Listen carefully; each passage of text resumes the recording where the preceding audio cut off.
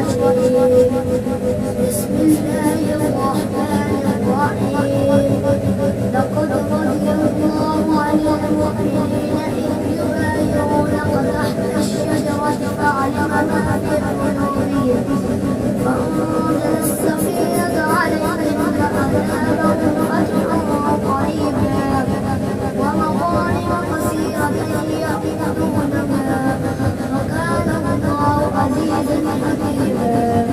وعدهم الله مغانم كثيرة تأخذونها فعجل لكم هذه وكف أيدي الناس عنكم ولتكون آية للمؤمنين ويهديكم صراطا